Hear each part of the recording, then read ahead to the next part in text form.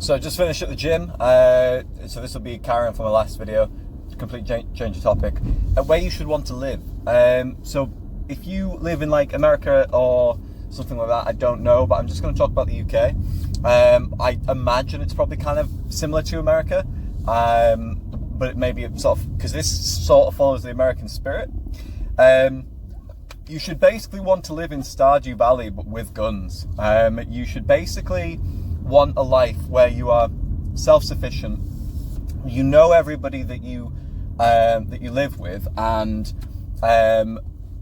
you all really get on to the point where you give them enough. You know, you're always giving them batteries. You're always giving them like beers and shit like that, and they will drop by and say, "Hey, I thought you could use this. Hey, I've got this family recipe. I really want you to try it." That is the goal.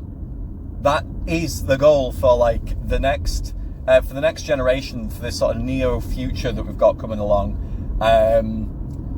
That is the goal. The future is no longer going to be that you drive an electric flying car and you eat pills for lunch.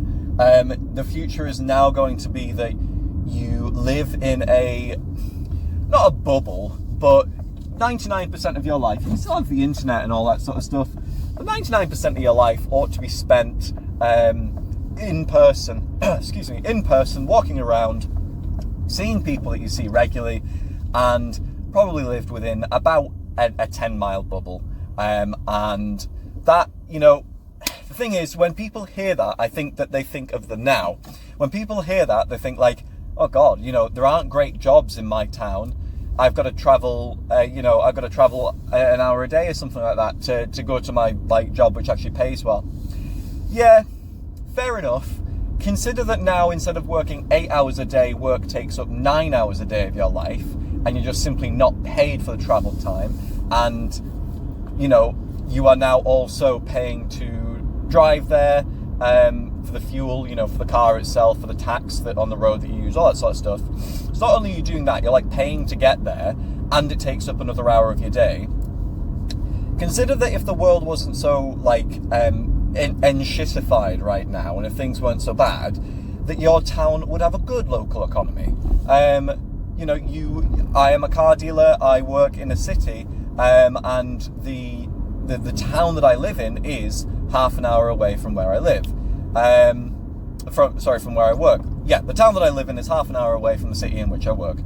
Now, if this was not such a like fake economy, I feel like a cheaper house, cheaper food, more reliable, you know, transportation and things like that, rather than, you know, combustion engines being turned into tin and electrics being pushed, which aren't very reliable.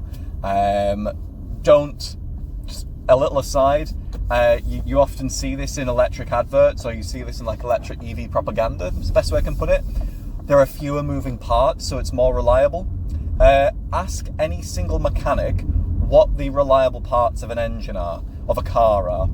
Are the reliable parts of an engine the engine and the gearbox, of a car the engine and the gearbox, right? Or is it the myriad sensors and electrical bullshit that, you know, goes wrong once every 3 months, right? Ask them that.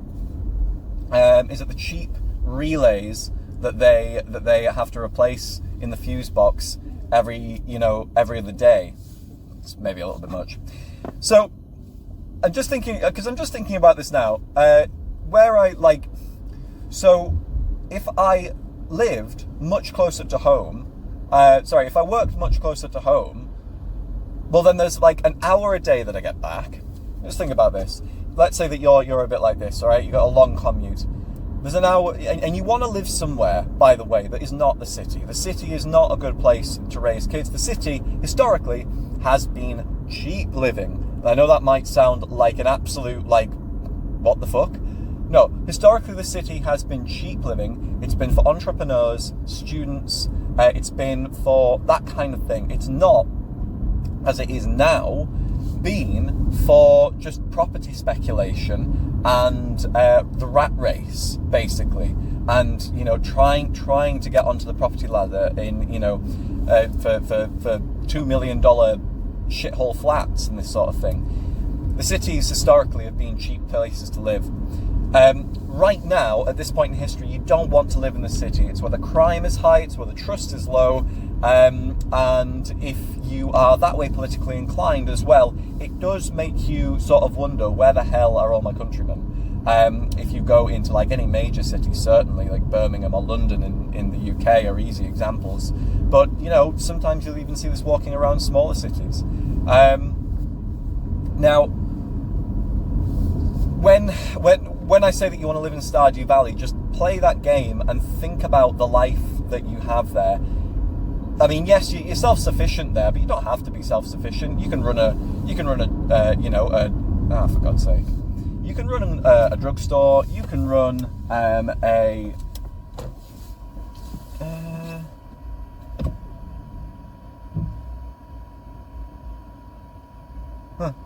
guess I'll do it.